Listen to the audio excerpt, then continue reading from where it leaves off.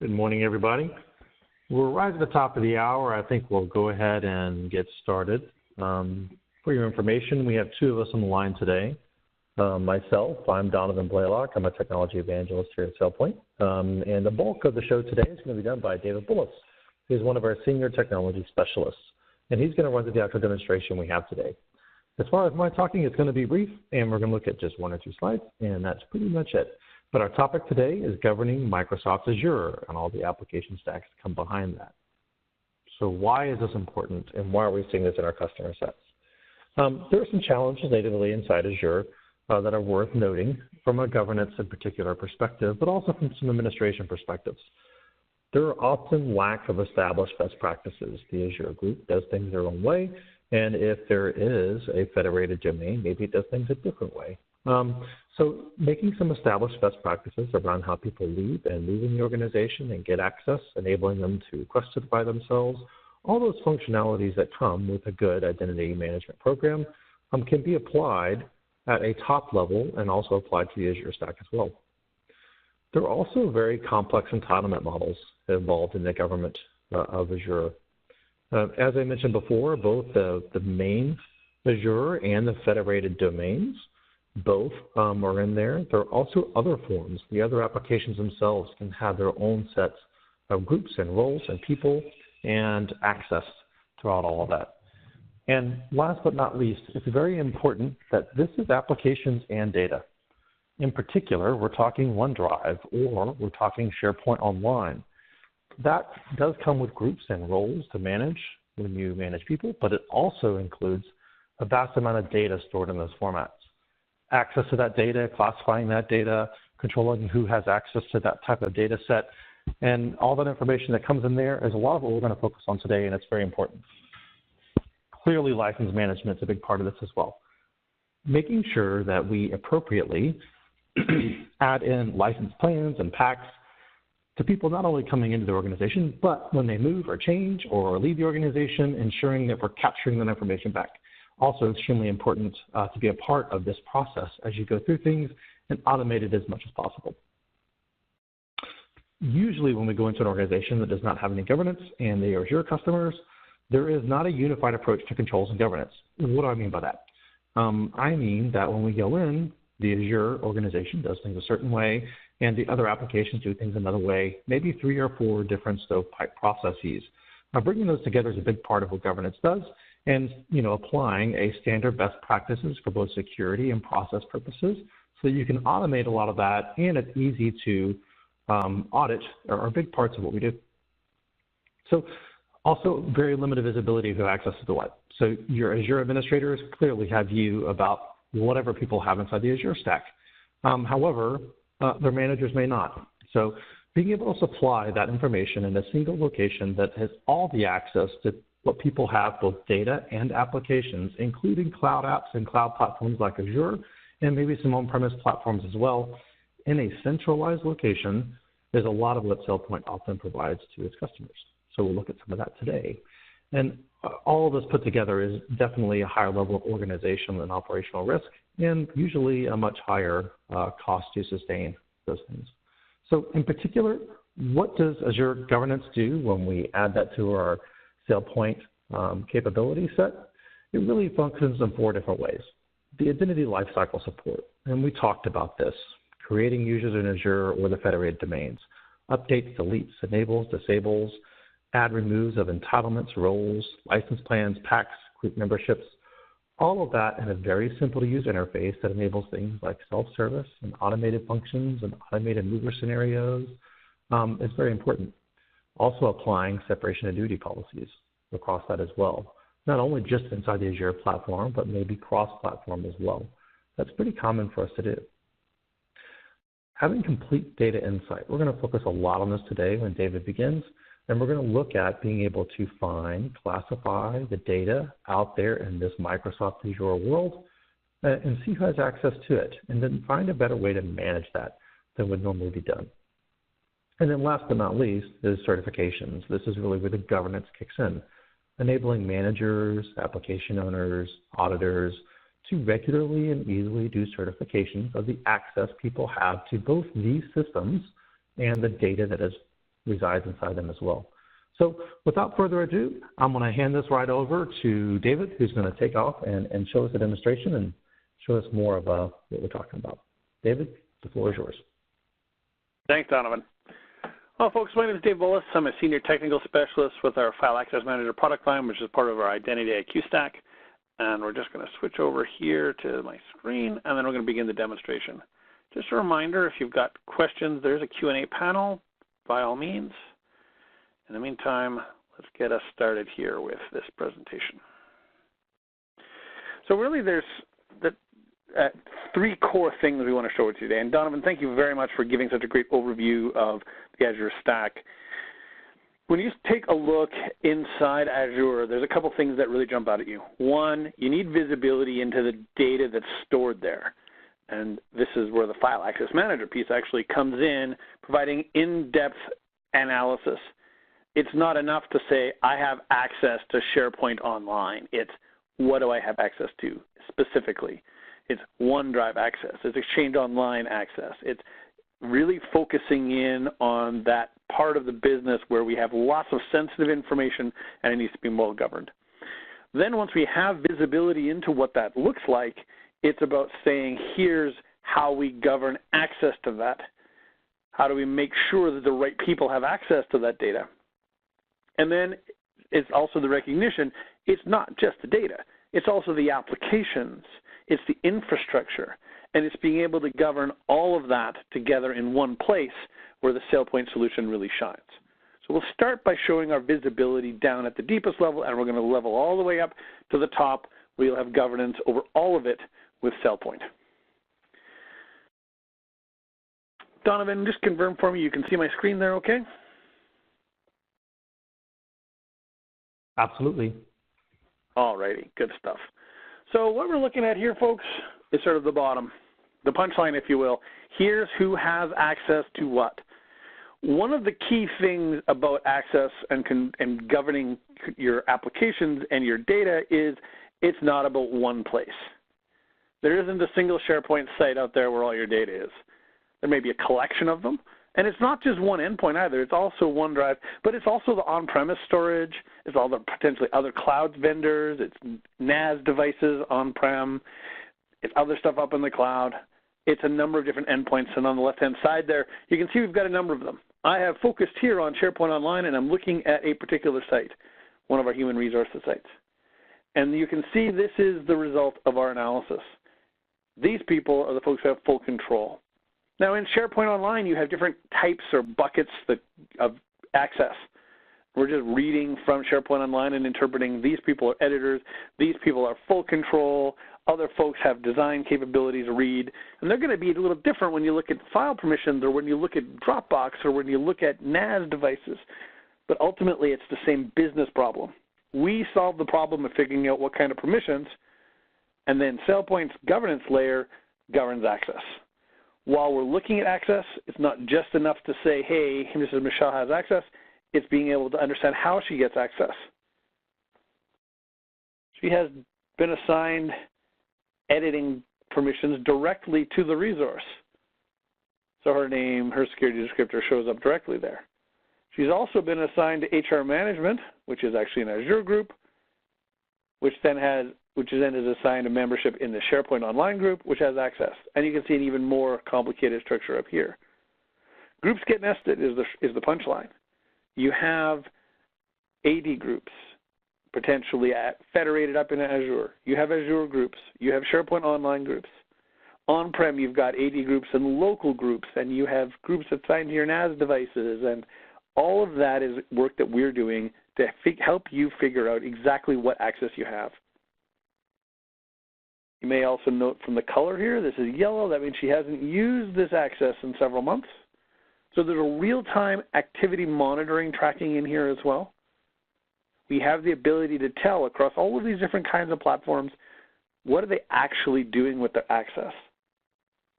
And then in addition to that, we have the ability to see stale data and sensitive data as well. That same activity monitoring tracking us is saying, hey, we've touched some of this stuff more recently, other stuff is further along. What kind of stuff? Well, we've got PII, we've got a bunch of GDPR data in here as well. information about European employees or customers or what have you. So those three core things provide us our core visibility. What's sensitive and what's not? We have compliance rules that are going to go find that. Who's active and who isn't? Real-time activity monitoring, they tell you about it. Permissions analysis, who has access to it? We can combine them together to do sensible things, like these permissions are stale, or this sensitive data is wide open and exposed to everybody in the business. And it's not just SharePoint Online either. When you're doing governance, far more likely you're going to be in an environment that's hybrid. Some of your data is stored up in Azure, some of the data is on-prem, and for us it's just as easy as saying, well, I've got Windows file systems, same capabilities. What's stale, what's not, what's in it, the ability to see permissions, different groupings of permissions, right? Ultimately, this is read and execute, modify, full control. It's a Windows file system, but we're solving exactly the same business problem, providing you the same insight to help you find your risk. Where do you have sensitive data? Where is it open? Where is it active? And combining together to provide the same type of visibility. Show me all the paths. Show me who's using it, who's not, et cetera, et cetera. So that's the first thing we wanted to show today, our ability to provide you insight into the data that's stored up in Azure and in other places in the business. But the next natural question is, okay, I found some stuff. Now, how do I make sure that the right people have access to it? And that's where governance begins. Being able to understand who has access is important. Being able to regulate and maintain proper access is critical to ensuring the right people have the right access to the right stuff. Now, entitlement reviews for us, you've got a couple of different options at your disposal here. And what I want to show you is the Azure or the data-specific reviews. Data reviews are a little different. They're something that's relatively new to SailPoint. They're on top of your traditional manager-level reviews or application reviews, and they're focusing in on a very similar problem, but there's some additional tools in there because a very common use case is I have a folder and it's exposed to everybody. In fact, this human resource folder suffers from that exact problem. Everyone in the business has access to that resource. And so I need somebody to come in and help me clean that up. The first thing to do is identify who that person is, and we have tools for that. So part of what we're doing is we're finding who's responsible for that business data. And again, it doesn't matter to us if this is Azure or if this is on-prem or where the data is. We're going to track and see who's in charge of it. And we can see we have business people whose role is to come in and tell us who's supposed to have access. We then build in a compliance review and clean up access to the open access to the human resources folder. And in this process, we have Michelle and Sarah coming through to tell us, hey, who's supposed to have access? And the thing that gets really complicated about folders in particular and Azure and SharePoint Online sites is that potentially everybody in the business has access, which means thousands and thousands of entitlements.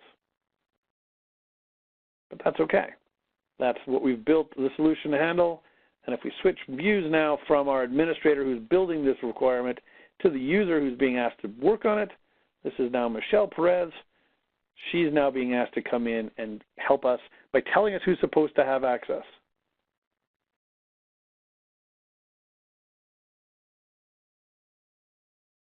Here's that review, and here's everybody.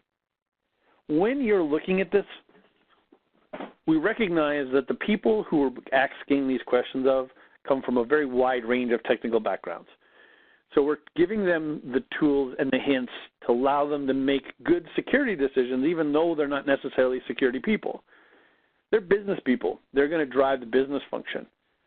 One of the key things about governance is you got to involve these people, but you also got to make sure you're looking at the security side too. And of course, our workflows reflect that. You have the business person work at it first, and maybe the security person next, and maybe there's someone from the management group that needs to take a look at it. You get the right sets of eyes on it. That's part of our workflow definition to say, hey, here's who should look at it. But Michelle's looking at it first, and she has a whole pile of people here that she has to take a look at. 1,100 decisions. And the key difference with one of these folder-specific or container-specific reviews is we give you some tools to allow you to cut through that. Nobody is going to click reject 1,100 times. You need some help. One of the things we provide to help are these identity attributes. This comes from our core identity platform. That identity information, the information about who these people are, what do they mean to the business, what is their role in the business, their department, their job title, the type of employee. That's critical information for the business people to make a good decision. And you combine those features together and it becomes pretty straightforward for Michelle here. She can look at her group up by department and say, whoa, I don't know these folks' department. We're going to reject all those guys. Maybe it's a comment, maybe it's not. All becomes part of the process. The comment she makes gets recorded, the suggestion she makes gets recorded. Hey, this is an HR folder. If you're in HR,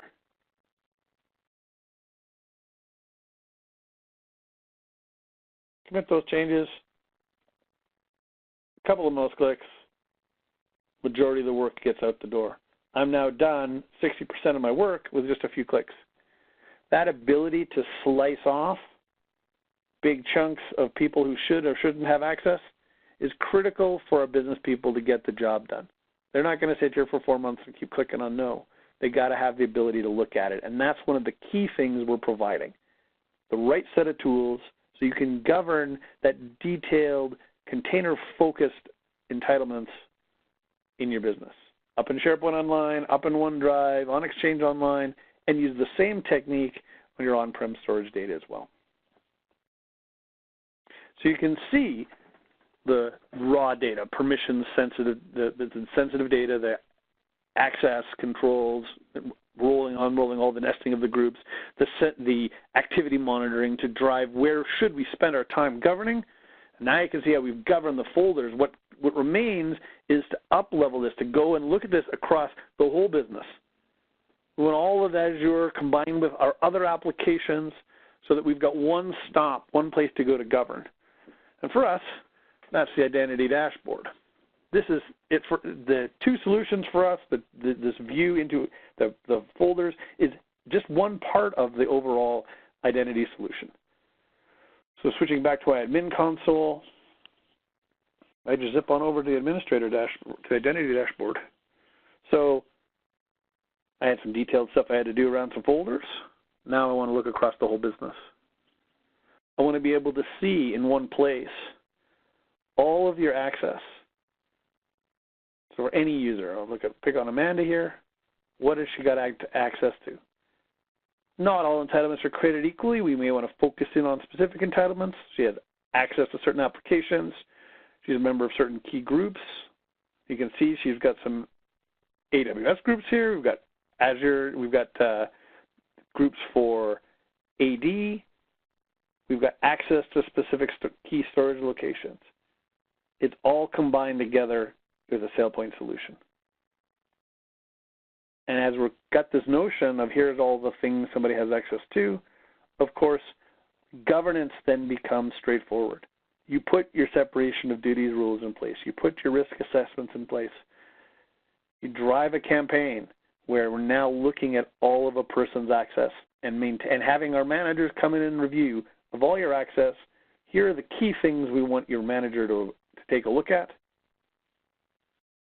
Here are the places we want your managers to make decisions. Decisions about your access to the infrastructure, decisions about your access to folders and SharePoint sites.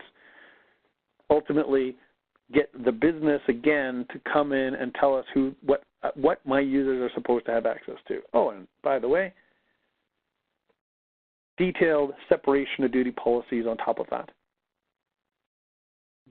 Policies that have insight into all of your applications and your data and can combine them together in useful ways.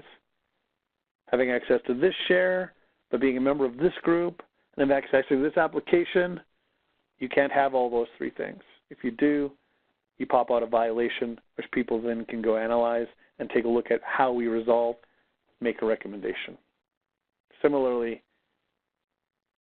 once you're through the high priority items, you have access to applications, access to our EAP portal, our Oracle EBS, And then as we drilled in, access to Azure, access to OneDrive, access to on-prem file systems, group memberships.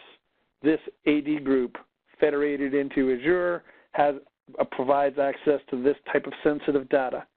It's all combined together for you in a single place that allows you to drive the correct behavior.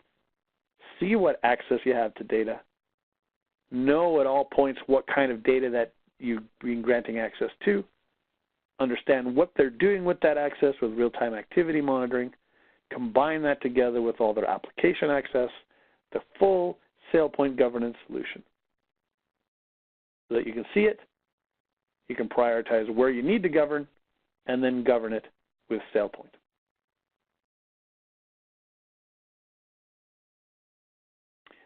That brings an end the demonstration of the core capabilities of our Azure platform.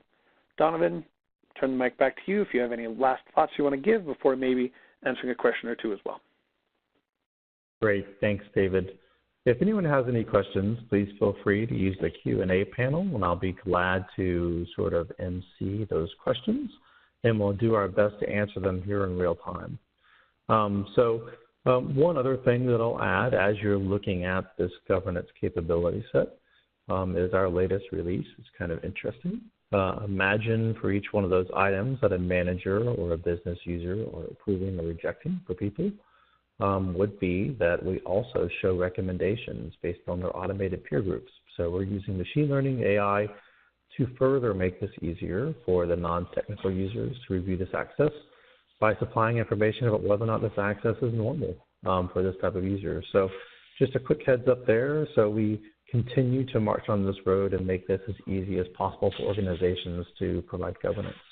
But if you have any particular questions, please feel free to type into the Q&A and we'll answer any questions you might have.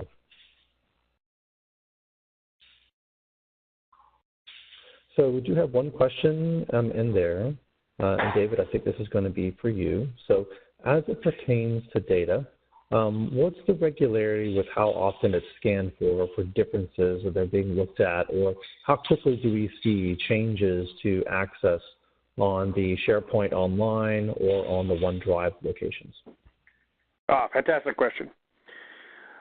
So if you look at how we gather information, there's a short answer and a long answer. Let me give you the short answer first. We see permission changes in real time. So when permissions change, when someone goes in and adds somebody to an Azure group, or someone goes in and says, oh, you know what, let's change access on this SharePoint Online site, or let's change access to this OneDrive folder. Let's share these documents. Let's share this folder out with somebody. All of those are activities that we track in real time. That means it has to go through the Microsoft APIs. It takes a couple of seconds, but those types of changes we're tracking all the time. When we're looking to scan for permissions or scan for content, that's something that happens on a scheduled basis. So if I want to look across the entire business and find every file that contains credit card information, that's a scan you'll schedule to run on a regular basis. So that's the frequency there is a little different. But for activities like changing permissions and changing access, that's happening as it happens. And then the follow-on question I'll take is, how often are we scanning for access to systems as far as entitlements and groups and roles are concerned? And that is a scheduled basis that we have that as well. For instance, it's very common for an Azure environment for us to do a nightly complete refresh and then looking every 15 minutes for delta aggregations about what has changed in the environment. That's a pretty common scenario for an Azure customer. So that's another great question. Hopefully that answers that as well. I don't see any other questions at this time. David, thanks for your help today, and thanks for all your time today as well. Hopefully we made this short and useful. Please feel free to reach out at sailpoint.com if you would like to see this and other demonstrations, as well as get additional information about what we showed today. And as always, feel free to reach out to us if you have any questions that follow this particular meeting. But thanks for your time, and we look forward to talking with you again soon.